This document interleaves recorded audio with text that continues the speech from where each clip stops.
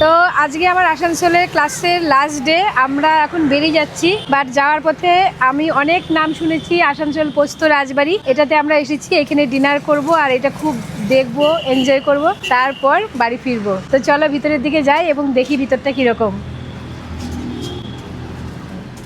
Thank you so much. ভিতরে আসার পরই মনটা খুব ভালো হয়ে গেছে, কারণ হচ্ছে এখানে রয়েছেন দেবী অন্নপূর্ণা। তো অন্নপূর্ণার আশীর্বাদেই যাচ্ছি আমরা ভিতরের দিকে। দারুণ অ্যাম্বিয়েন্স।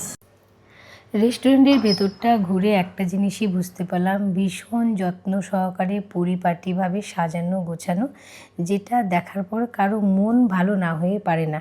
একটা গ্রামাফোনও ছিল আর কিছু পিকচারও তুলে নিয়েছিলাম। এরপর হ্যান্ড ওয়াশ করে সোজা পৌঁছে গেছি টেবিলে। আর দেখো একটা প্রদীপ জ্বলছে, যেটা আমি কোথাও দেখতে পাইনি। প্রচুর রেস্টুরেন্টে গেছি আর ওনাদের সাথে কথা বলে সিলেক্ট করে নিয়েছিলাম কিছু।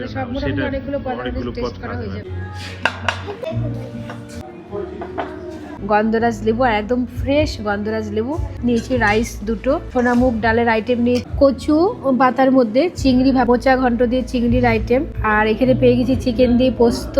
ওইদিকে ফিশের কিছু আইটেম নিয়েছি, আর একটা নিয়েছি ঝুরি আলু ভাজা, একটা স্যালাড নিয়েছি। তো এখন এগুলো আমরা টেস্ট করব, আশা করছি ভীষণ ভালো হবে।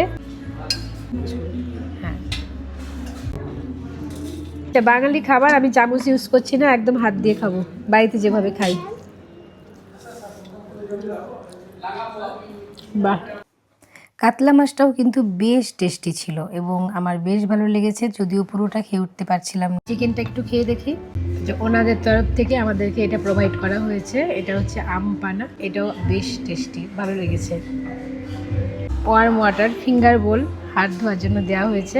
ওনাদের তরফ থেকে পান প্রোভাইড করা হয়েছে, আর আমি একটু খেয়ে দেখবো, আমি যদিও পান খাই না।